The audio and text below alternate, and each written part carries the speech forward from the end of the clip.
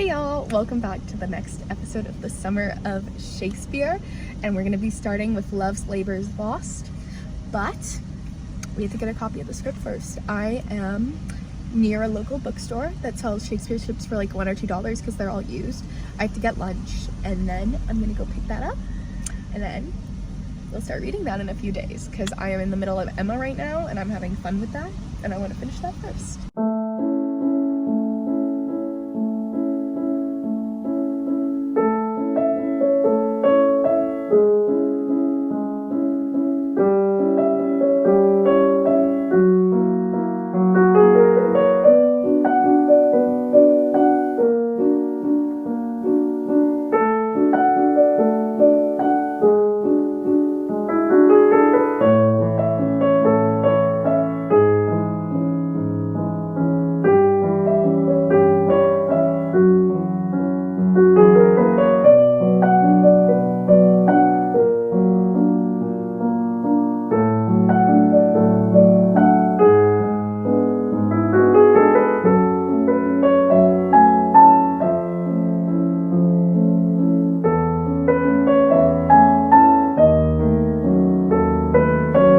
It's like 90 something degrees outside and it's 9:45 in the morning. I tried to run this morning, only made it a mile. I was not feeling it. I'm gonna have to work up in this heat. Also, a lot of my running route is up hills and in the sun, so that's fine. I'm probably only gonna do 2 miles tomorrow just to like give my body a chance to acclimate, and then Thursday for 4 miles. Anyway, let's go over Act 1 of Love's Labour's Lost. If you can't tell, I switched to my Kindle. I just was not feeling the physical one. I don't know why. I have been in a bit of a slump for the last couple of months, as I've probably said a million times. But yeah, this one's interesting from what I've gathered. I'm gonna admit to being really stupid today, not knowing stuff. Basically, there's this duke and he's like, women suck, so if you come live with me, you can't love women for however long you're studying under me. And so the guy's like, uh-oh, I'm in love. And now he's trying to figure out how to deal with that while also studying under this duke. Cutesy? No. Enjoying it? Eh. I was really just thinking about Shakespeare in the Park, because that's a big thing, and there is one in my area. They're doing Comedy of Errors, so I might have to go against the wheel and read Comedy of Errors next, because it's next Tuesday. See if I can get my mama to register, because you have to have like this account for it, but because my mom already has one for our address, I can't register for my own, and then I'm gonna be living not in this county in like 2 months as is, so yeah. Anyway though, yeah, back to Shakespeare. It's so interesting. I feel like the more I read it, the more the language is gonna like become something that I use, because as y'all can probably tell, y'all is a go-to for me. I use a lot of slang stuff. I'm young. I also hang out with people who use slang a lot, like, so I start using it. Yeah, but I read, like I told you all at the beginning of this video, I reread Emma, and for like a full day I found myself talking Regency era, which is fun.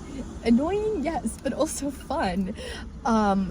Yeah, I don't know if I'm gonna love this one. It's feeling like a 3 stars. I think I like As You Like It better. So y'all, I'm at the library right now. I think it opens in like 10 minutes.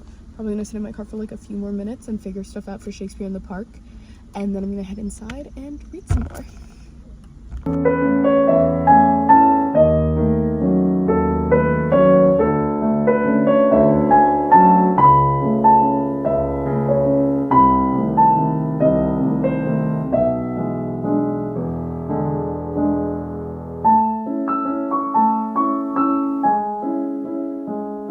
Alright, so it is the next day, and I finished Love's Labour's Lost. I know I haven't given y'all an update since Act 1, but that's just because it's been really hard for me to follow. I don't know what it is about the story. I think I just got bored, so I wasn't able to follow the plot as easily. As You Like It kept me so thoroughly entertained that I was able to follow it. However, I do think it's fun. From what I gathered, the men who were like we don't like women. We can't fall in love with them. All fall in love with women, and those women find out that they're gonna come and try and mess with them, and so they mess with the men, and then none of them get married. I don't actually know. It sounds weird. I think if I were to see it, then definitely. Also, since this play is shorter and since I don't have as many clips for it, I was thinking maybe I could do 2 plays in this, and then I could read Comedy of Errors, which is also shorter by the looks of it. It's on my bookshelf somewhere. I don't have it right here. And in terms of Shakespeare in the Garden, my best friend and I are gonna go see it. I haven't seen her since we got back from the beach, so this is really exciting for me. Anyways, I have a few things I need to still do today, so I will talk to y'all later. So it is like a week later, and did I read Comedy of Errors? No. And that is because Shakespeare in the Park got canceled. We had thunderstorms and torrential rain where I lived, so that was so much fun. We loved to see it. Anyways, though, I am still gonna read it. I'm gonna try and actually knock it all out tonight. But I finally, y'all, every clip I film, I try and explain what these tiers mean. I finally have my computer so I can explain to you the tier list. At the bottom, we have, and she told me that all of your plays make her vomit. So in Something Rotten, the Act 1 finale is Nick Bottom fantasizing about what his world will be when he writes his musical, Omelette. And so one of the lines he says in that song to Shakespeare is, and she told me that all of your plays make her vomit. So I'm at the bottom tier, so plays that go here are either incredibly boring, I can't finish them, or they're just not good in some way. Something makes me extremely angry, something in me just hates it with everything I have in me, in the same way that I hate Right on Cue and Jane Eyre. Next up, I make it look easy, but honey, believe me, it's hard to be the bard. So Shakespeare is a rock star in Something Rotten, as I said, and at the beginning of Act 2, he sings the best song in the whole show called Hard to be the Bard. Plays that fall into this category are plays that are not my taste, but I could see how others like them, but at the same time, I just can't do it. So like, think 2 and 2.5 stars, but I am willing to excuse it because sometimes it's hard to be the bard. Anyway, tier 3, the third from the bottom, there's Something Rotten. You can smell it, you can tell it, Something Rotten. This is in the title song, in the middle of Act 2. It's the big moment when Nick shows the world his musical. Plays that go here are generally fine. Like, they're 3 stars, but there's just one thing about them that makes me like, eh. And so, as you can see, All's Well That Ends Well is there, and that's just because the girl got back with the wrong guy. She should have just run off and been a girl boss on her own. But it was the Renaissance, so she couldn't. Yeah, so it's just like, they're fine, but there's just this little thing that makes them like, eh. And it's above It's Hard to be the Bard because I actually enjoyed my time reading it, whereas with a play that's in It's Hard to be the Bard, I probably didn't enjoy most of my time. Alright, next we have, Is it asking too much of you? It's only 'cause I love you, which is a line from the banger Right Hand Man, which is the main character's wife's big song in Act 1. And right here we have Julius Caesar, where it's just hard to focus on. It's like, in general, great. Hard to focus on, couldn't pay attention to the story. So plays that go here, probably great. Did not impress me, could not hold my attention. So now we're getting into the plays that I genuinely enjoy. So thinking 4 and 5, maybe 6 stars. I've never rated a Shakespeare play higher than a 4.75, and that was Hamlet, which I know is an A tier, but something in me loves Mackie B and Romeo and Juliet just a little too much. So in place of B tier, we have It's Such a Delight, There's Nothing Quite Like a Musical, which is like big mid-act, Act 1 number that's just a lot of fun. The whole cast comes out, everyone's singing and dancing, and plays that go in here are great. They're fun. I enjoy my time reading them, but they're just not quite to that next level of what I need them to be. So I would recommend them 100%, but they don't define me as a human being. Next up, Shall I Compare Thee? This line is from Romeo and Juliet, but it's also from William Shakespeare's big concert scene, which is one of my 2 favorite songs. If you can't, I want to play Shakespeare in something rotten so bad, but I don't think I could do Christian Borle justice for it. So plays that go in here are plays that I love. These are great plays, but they don't go up to that next level of injecting themselves into my soul. So obviously they are so important. They're great. Hamlet is a great example of this. I loved Hamlet. Fell asleep reading the last little bit, though. I could not fall asleep reading plays in the last category, which is Christian Borle, Shakespeare. Christian Borle is the love of my life. He does not know this, but I love Christian Borle. And he is a great Shakespeare because his accent is so inconsistent, but he's got the sass to do it.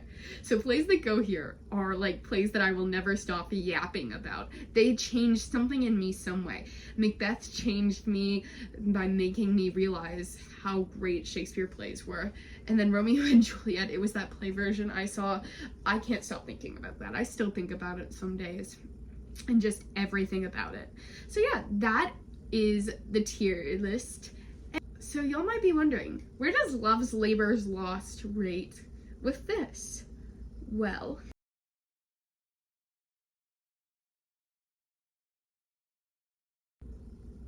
you probably just saw what it was. And so my reasons for that, I didn't like how women were portrayed. It was fine. It existed. But the women were just kind of there, and it kind of confused me, and I got a little bit bored, like a lot, and I thought I was missing plot details, and it was just a whole thing. I switched Kindle versions halfway through just to make sure I was getting everything from it. Alright, so there we go. We finally understand the tier list and what's going on. Let's go and read Comedy of Errors.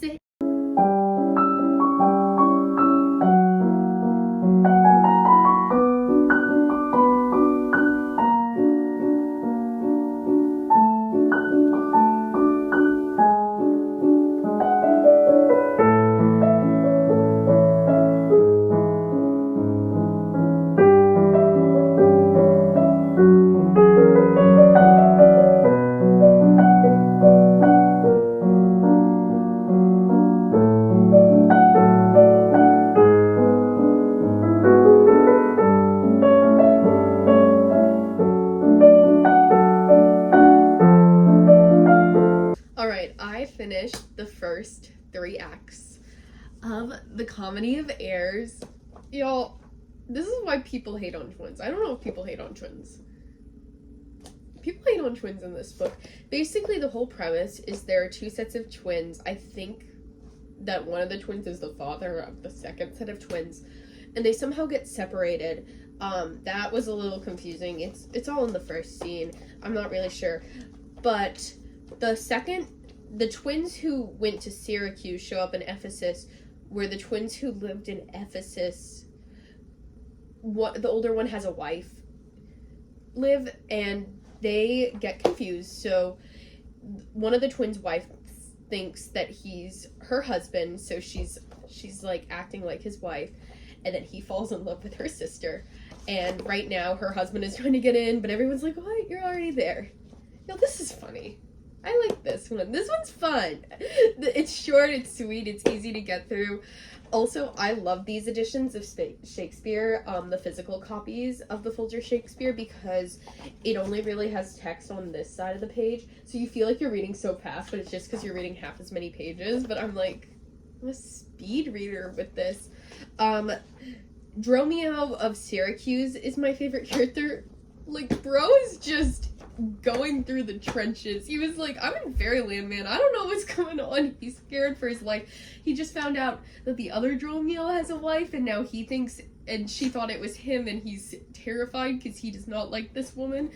And honestly, probably how I would react if some man came up to me claiming to be my husband. But yeah, no, this is fun. Like, oh my gosh. I love a good Shakespearean comedy. The premise of this one is just too good. It, like, pretty much holds up. There's a little bit of stuff in here that I'm like, okay. But yeah, I'm gonna read the last 2 acts and then I will give you my closing thoughts, but it's feeling about a 4.25 right now.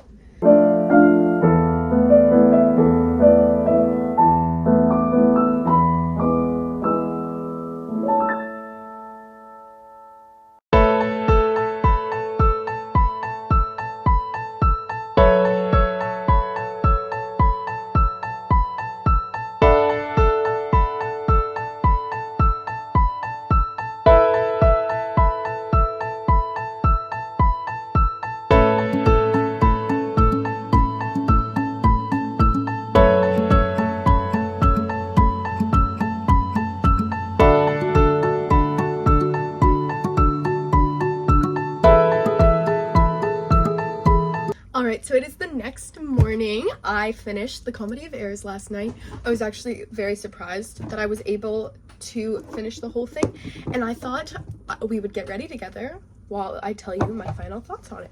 So like I said in the earlier clip, it did end up being a 4.25 star Shakespeare for me. It was really, really funny. I loved the plot. I think a lot of the comedy holds up. Some of it was a little bit iffy, but overall, it's just a really fun time. Loved almost every second of it. Was just laughing, enjoying it, flying through it, and it just felt really good to read it. I think the whole point of that play is don't call twins by their last name, because you're gonna get confused. Like, I know it was the culture of the Renaissance, but you could use their Christian names. You can use their given names, guys. Come on, they're twins. You can't just use their last name. No, same with the Dromios. The poor Dromios. They were just going through it. But they had a really cute little interaction in the last, like, couple lines of the play, and I was like, oh, I love them. They're so silly. One thing I really liked about it was that it explored a lot of the things that a commedia dell'arte piece employs, which basically commedia dell'arte was a form of Italian theater where, well, it's also French, but it started in Italy, and it's just, there's a bunch of archetypal characters and a few situations that happen, and everything's improvised. So this play was kind of like scripted commedia dell'arte, where they knew what lines they were going to say, but they also employed a lot of the physical comedy aspects of it. Some of the archetypes that we saw one of the servant archetypes with the Dromios, and then we also got the pantaloon archetype with Antinous, I think is what his name was, where he really only cared about money and food, and occasionally his wife. Yeah. Oh my gosh. Poor Adriana. Justice for her, because she didn't know her husband had a twin brother. How was she supposed to know the man on the street was his twin brother and not her husband if her husband's twin brother has never been seen anywhere? Oh my gosh. It's such a silly concept, and it could so easily have been avoided if someone was just like, let's call this guy by his first name. But then we wouldn't have very classic comedy. Yeah, if you're looking for a modern example of comedy of errors, it's kind of like my dad has read it and loves it. And he pointed out that it's basically the Three Stooges. So yeah, if you like that kind of sitcom, it's definitely gonna be up your alley. For me, sitcoms are fun. It's like I just said, it's like reading an episode of a sitcom. And you know what? Sometimes that is what you need. Yeah, that's basically all I have to say about it. Now, if you're wondering how it ranks on my tier list,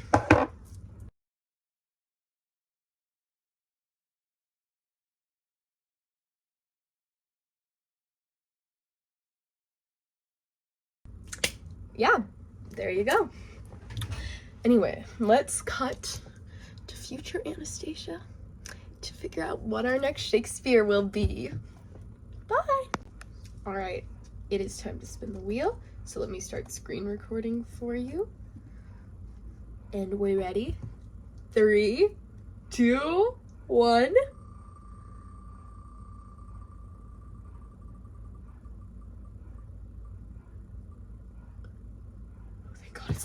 on. Our next play will be Henry VIII. So I will see y'all in the next episode of The Summer of Shakespeare. Bye, y'all. Airs. Airverse.